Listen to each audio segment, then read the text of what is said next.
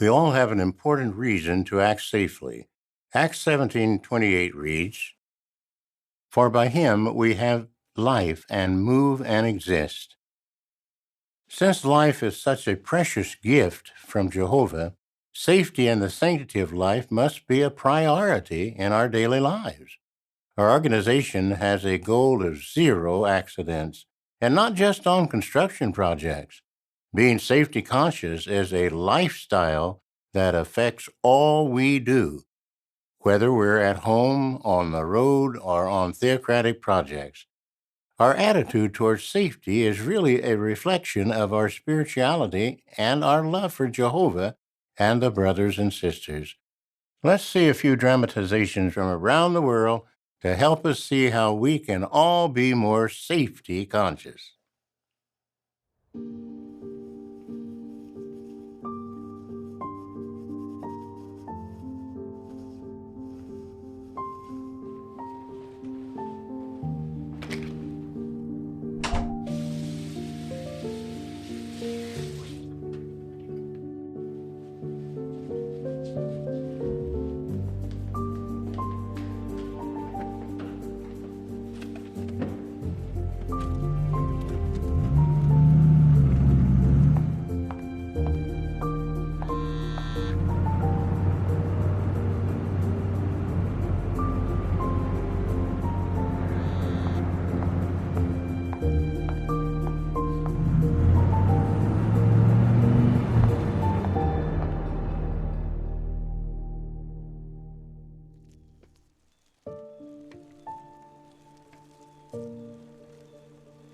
That day changed everything.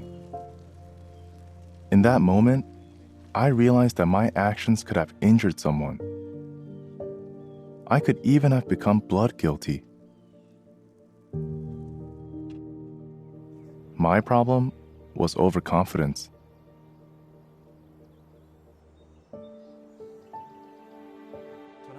I never had a car accident, and I thought it could never happen to me. But just a second of distracted driving can kill. I meditated on Psalm 36:9. With you is the source of life. By your light, we can see light. My love for Jehovah, the source of life, now affects how I drive, and even my approach to other activities. For example, I love sports, but I stopped playing those with a high potential for serious injury, and even relatively safe ones. I'm committed to enjoying in the safest way possible.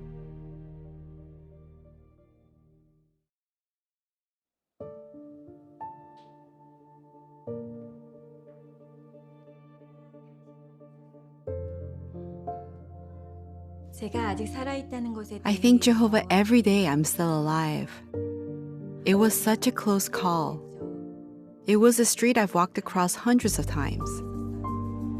No one has ever been hurt there before, so I felt safe. Besides, I was preoccupied with what I had to do that day. I didn't see the car until I heard the screeching tires. I wish I hadn't taken this to become more safety conscious.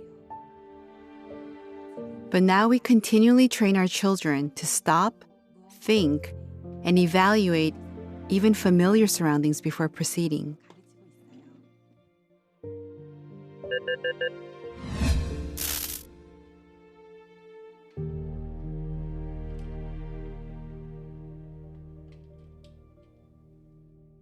Acting safely is one way we show Jehovah how much we appreciate life.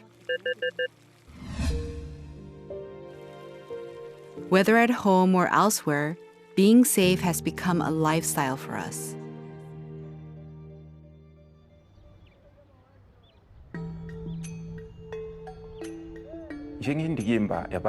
As a body of elders, we take Proverbs 22 verse 3 seriously.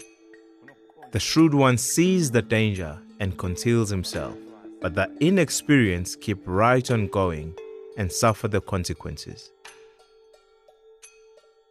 If we take shortcuts or permit something unsafe and an accident happens, we bear a measure of responsibility of the results.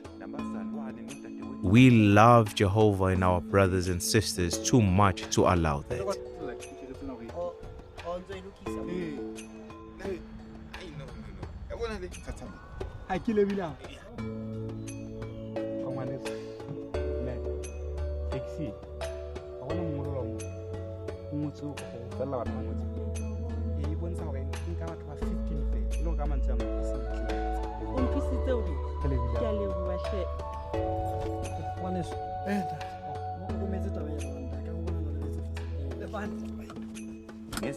With good direction and training from the LDC maintenance training team, we've learned to apply the principle of Proverbs 22 verse 3. We identify potential risks before we start working and make a plan to complete it safely. We always assign the right person to a task, aware of everyone's knowledge, limitations, and abilities. And while it's wonderful to have young ones with us, we make sure they are always supervised and work with either their parents or another responsible person.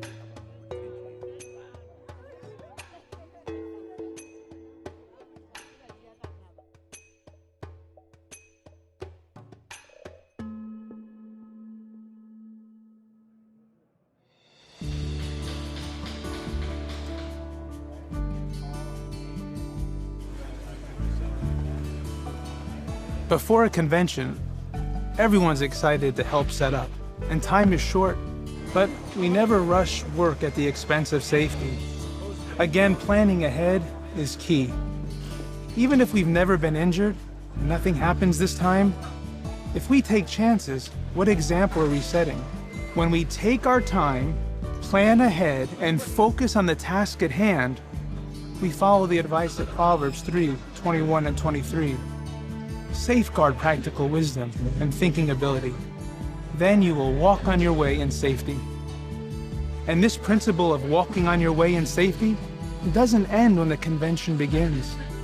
Often we're excited to see our friends, and we forget to pay attention to where we're physically walking.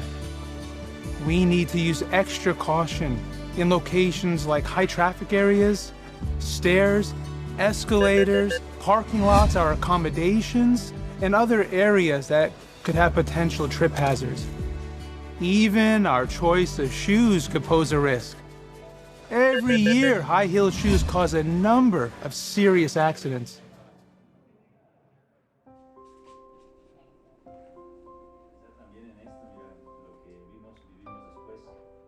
In our personal study, we realize there's a direct link between identifying spiritual dangers and physical ones. Wanting to always give Jehovah our best motivates us to stop and analyze situations before starting a task.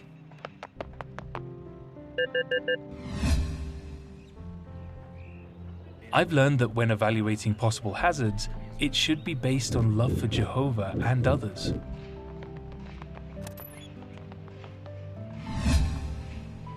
This helps me to always choose the safer way, even if it's more time-consuming or expensive. There is a key phrase from our training that goes, "If we see something unsafe, say something immediately."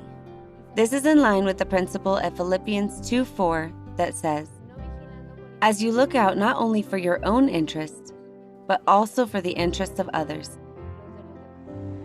By speaking up and helping one see potential risks, we can prevent accidents.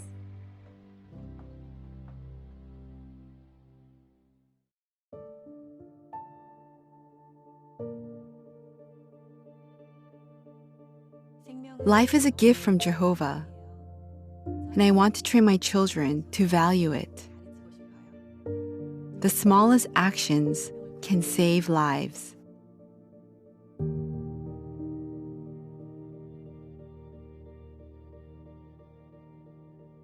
My conscience is clean now.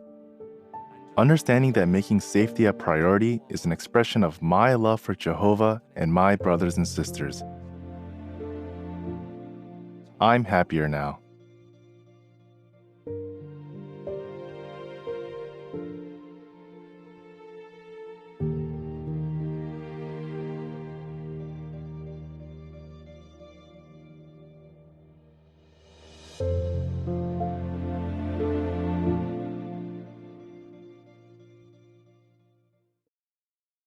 Could it be that some of our actions reveal a lack of appreciation for the gift of life?